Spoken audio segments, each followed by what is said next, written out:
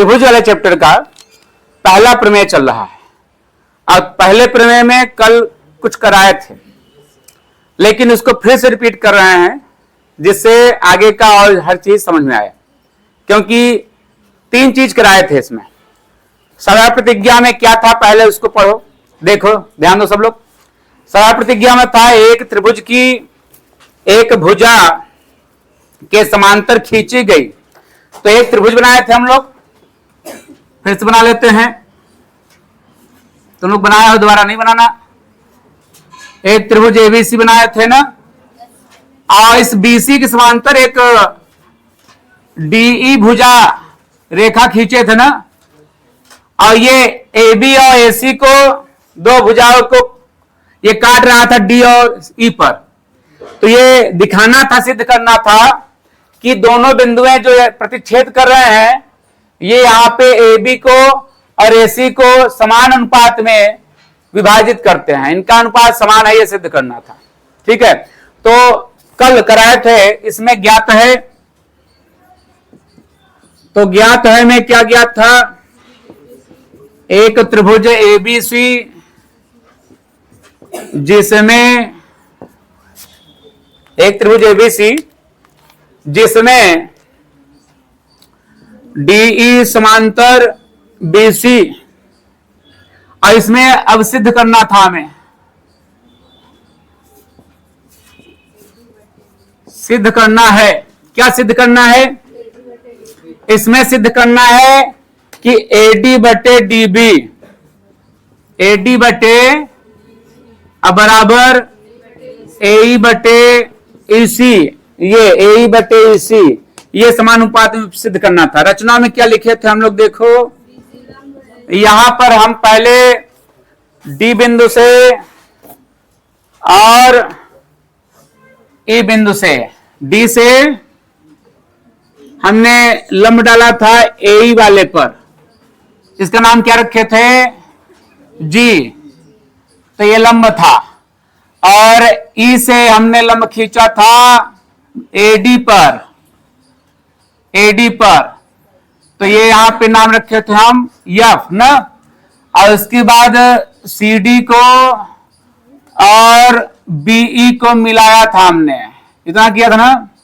तो ये रचना वाला चीज है, इसलिए इसको डैश डैश करके करना होगा। जो रचना वाला चीज होता है इसको डैश डैश करके। तो इस प्रकार से तुम लोग पहले सुनाना, ऐसे नहीं कर पाओगे हमारी तरह, ठीक है ना। तो इस प्रकार से ये रचना में हो गया भाई। इसके बाद रचना में एक चीज लिखना पड़ेगा, तो दिखाते हैं। डीजी लंब एई तथा ईएफ लंब एडी न खींचा, ठीक है ना, एडी ही है ना। और इसके बाद क्या किए, सीडी तथा बीई को मिलाया, ये लिखे थे। इतना रचना में किए हैं। फिर उत्पत्ति में, तो चलो जो कल नहीं थे वो लोग जल्दी से लिख डालो इसको फिर से, ठीक है ना। जो लोग लिखे हो एक बार मिला लेंगे, और जो लोग नहीं लिखे हो जल्दी से लिख लो, इतना आगे चलते हैं हम लोग। तब कल कौन नहीं आया था, हाथ भाव, बस 2 लोग जल्दी लिखो। तब लड़कियों में सब थे, एक नहीं आई है ना आज, नहीं 2 लोग नहीं आए, 2 लोग नहीं है, एक ही लोग नहीं है, दोनों। एक कीर्ति नहीं है और एक को नहीं आया, हाँ नियसी नहीं आई है, 2 लोग नहीं। नियसी कहाँ गई हो अमर, आज नहीं आई, स्कूल आई थी, अच्छा तबीयत तो सही है ना, तब कहीं नहीं आई, चलो ठीक है। चलिए लिखो भाई 2 लोग को।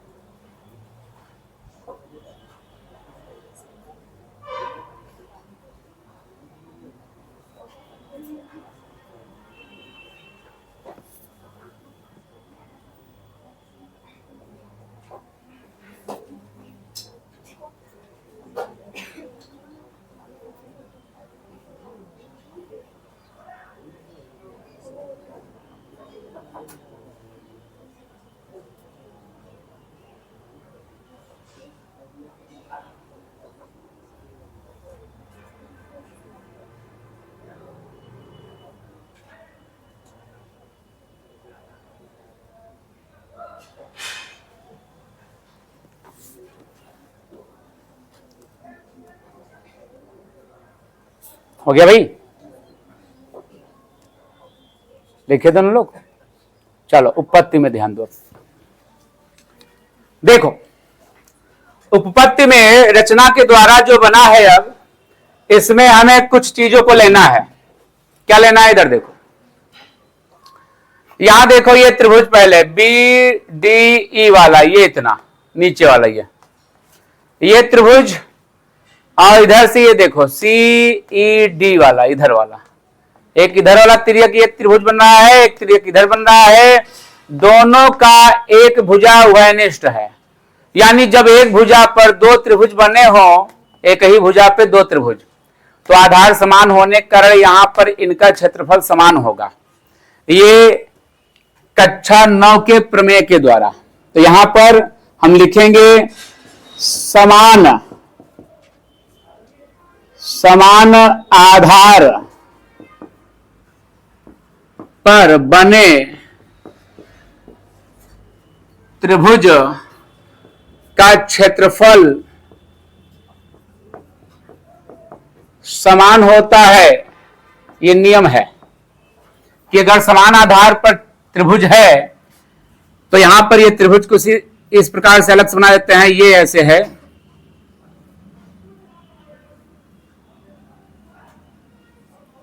ये इस प्रकार से, तो समान आधार है और दो त्रिभुज इस प्रकार से बने हुए हैं वही, और इनका क्षेत्रफल समान होता है। क्षेत्रफल समान होने के लिए दिखाते हैं एरिया ऑफ त्रिभुज, उधर का बी डी ई नाम रखते हैं, बी डी ई यानी इसका एरिया क्षेत्रफल, अब बराबर एरिया ऑफ त्रिभुज इधर वाला सी ई डी वाला, सी ई डी रख देते हैं नाम, ठीक। यह समीकरण एक बना देते हैं।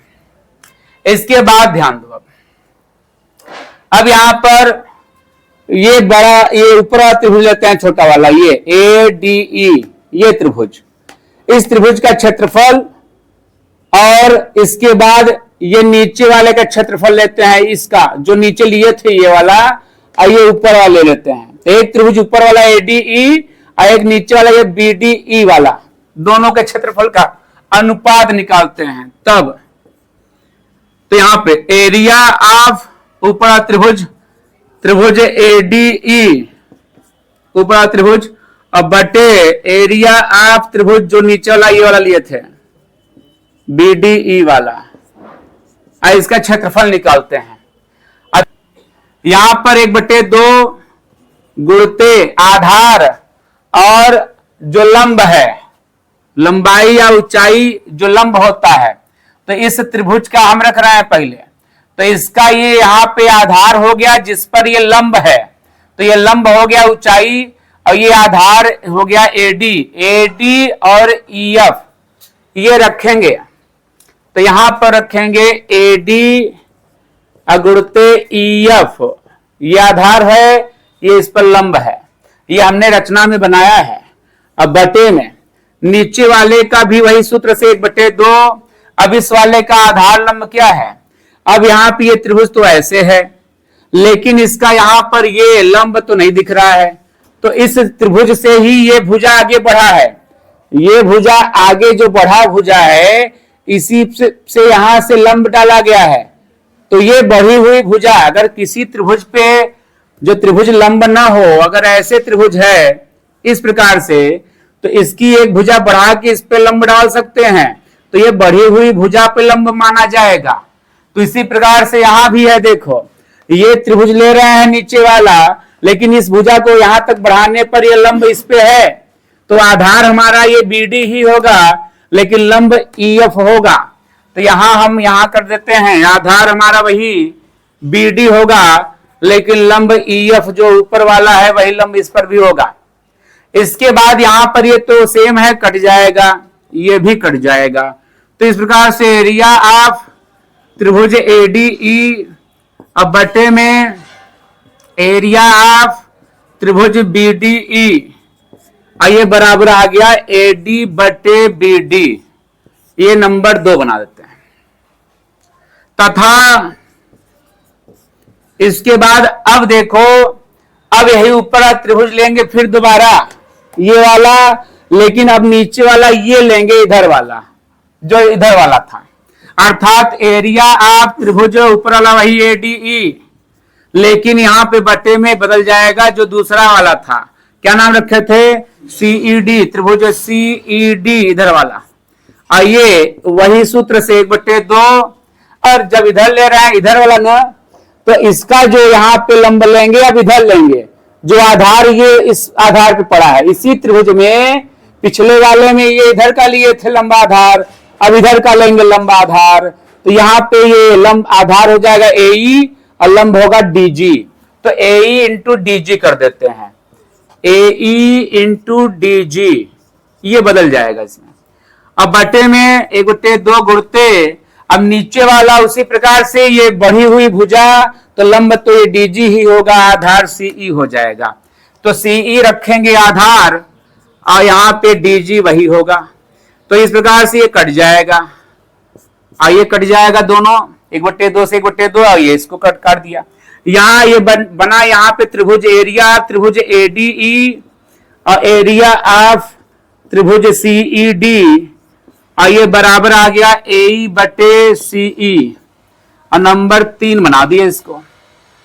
इस प्रकार से यहां पर 2 समीकरण बन गए, लेकिन एक चीज ध्यान दो, जो CED था, CED ये BDE के बराबर ही था क्षेत्रफल, तो इसको हम चेंज कर लेते हैं, चलो यहीं पर, तो इसलिए यहां पे हम कर देते हैं बगल में या करके, या समीकरण यहां दिखा देते हैं, समीकरण 1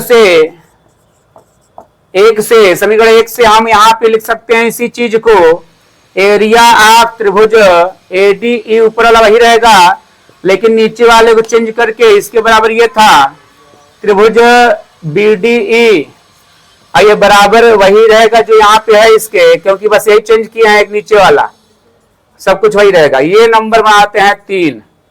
तो अब देखो दूसरे और तीसरे में ये ऊपर नीचे सेम मिल गए, सेम वही चीज है ADE बटे BDE, यहां भी वही चीज है सेम, तो ये दोनों तरफ का ये बराबर हो जाएगा। तो हम यहां कर देते हैं, ध्यान दो कि यहां पर अब समीकरण नंबर 2 और 3 से चलेंगे, तो समीकरण नंबर 2, 3 से तो ये बराबर हो जाएगा इसके बराबर ये वाला, यानी AD बटे BD बराबर क्या होगा, AE बटे CE। अब ये क्या आ गया बराबर, देख लो, थोड़ा सा मिला लेते हैं। AD बटे BD कहाँ है, AD बटे BD, इसी को हम चेंज कर देते हैं या करके, यहाँ पे AD रखते हैं, या आगे पीछे नाम कर सकते हैं, कोई दिक्कत नहीं, D भी कर लेते हैं, और यहाँ पे AE बटे CE, AE अब बटे CE है, तो इसको नाम हम आगे पीछे कर लेते हैं, ये EC।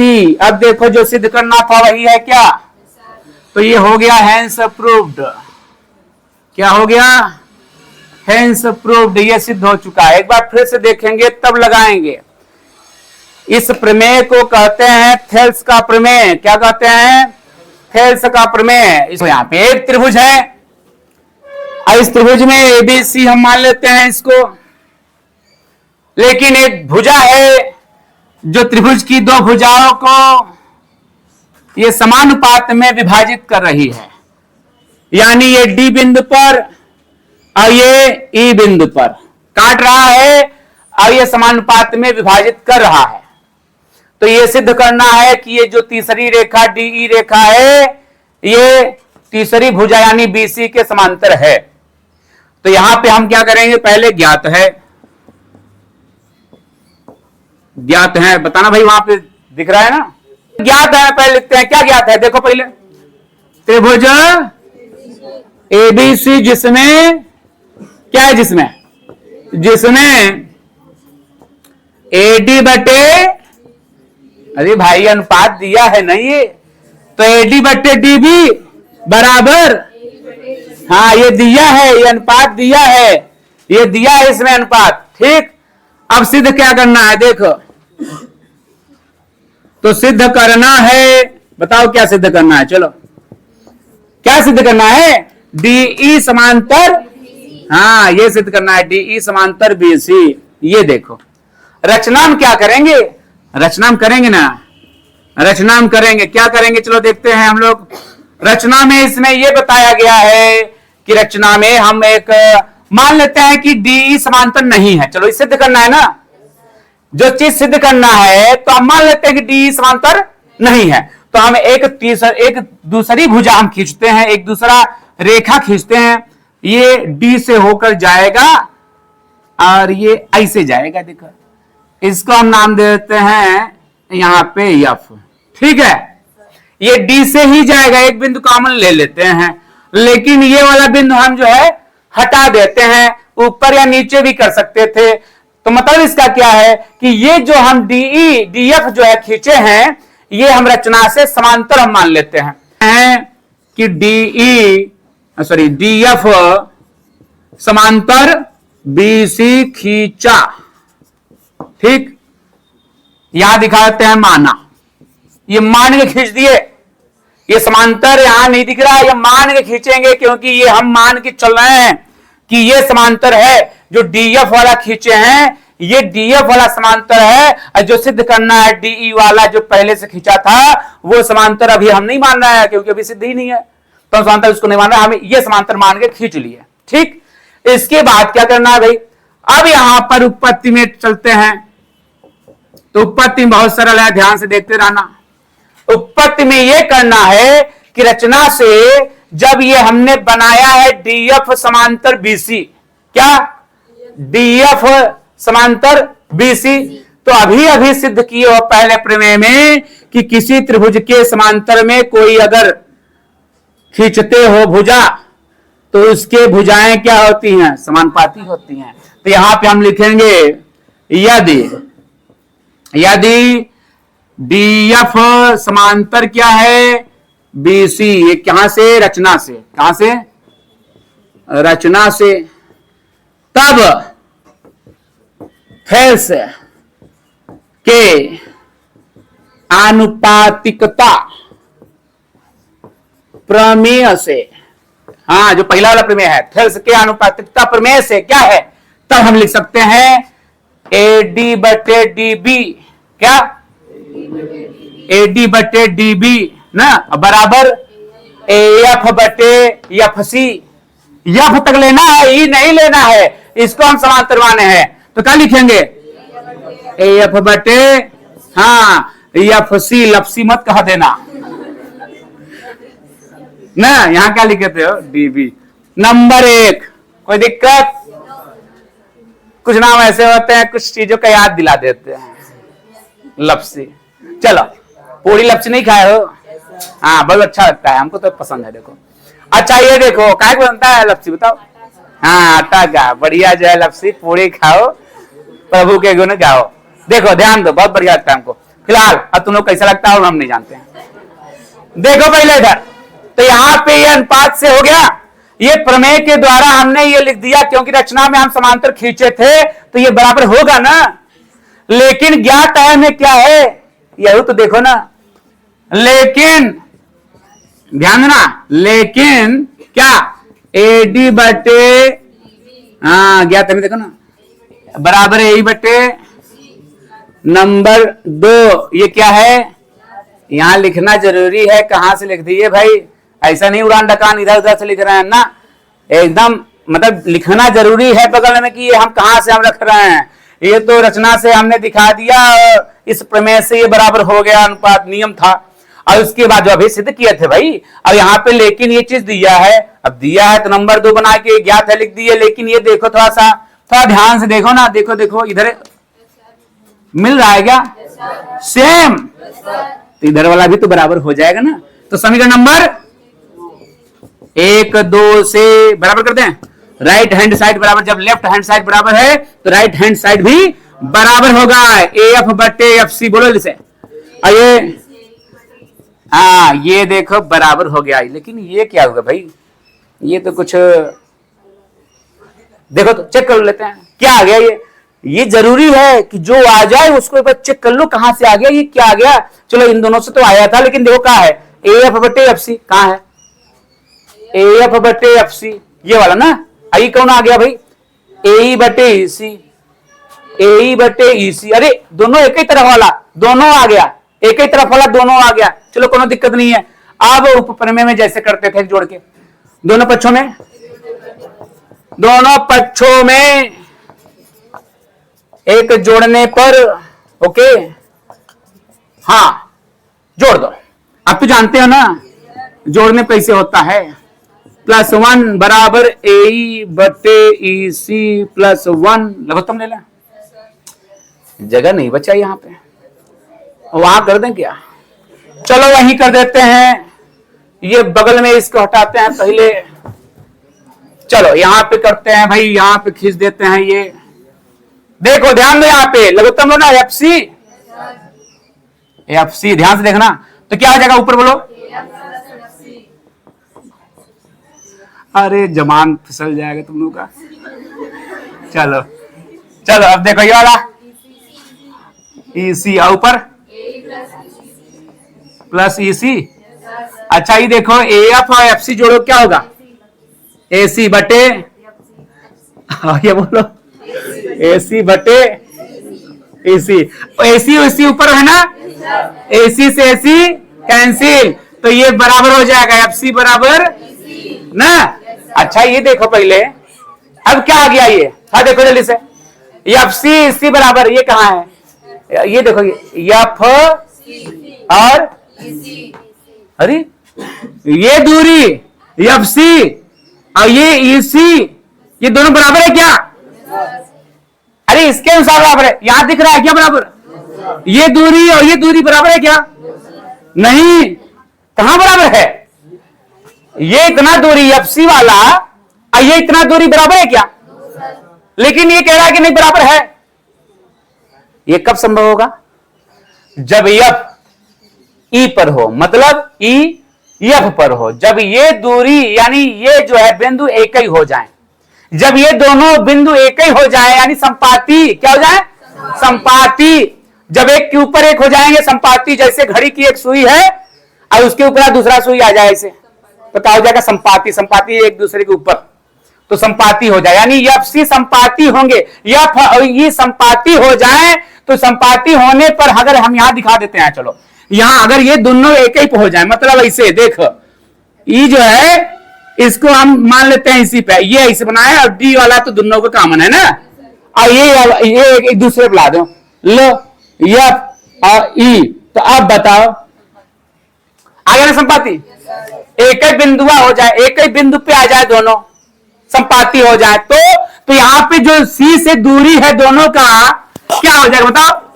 तब जो सी ई होगा वही सी एफ होगा ना, क्लियर। तो यहां पे लिखेंगे लेकिन, क्या लिखेंगे, लेकिन यह तभी संभव है जब एफ तथा ई संपाती हो, जब दोनों संपाती होंगे तभी ये संभव है। और जब ये ध्यान दो पहले, अब ध्यान दो पहले क्या है, अब जब संपाती हो जाएगा तो मतलब कि ई सी और ई एफ बराबर, तो मतलब ये दोनों जो रेखाएं अलग अलग है वो क्या हो जाएंगी, एक ही रेखा ना, तो मतलब अगर हम इसको माने हैं समांतर ना, डीएफ के समांतर क्या खींचे थे, डीएफ के समांतर क्या खींचे थे, ये बीसी था ना, बीसी के समांतर क्या था, डीएफ था, तो जब डीएफ जो है डीई के बराबर हो गया तो मतलब ये बीसी के भी समांतर ही होगा ना, तो यहां पे लिख देंगे हेंस प्रूफ, तो वो समांतर हो जाएगा। तो उसके लिए हम यहां पे अब कहां लिखें, जाने दो पहले इतना लिख लो, तब जो है बोल के लिए जल्दी से लिखवाते हैं।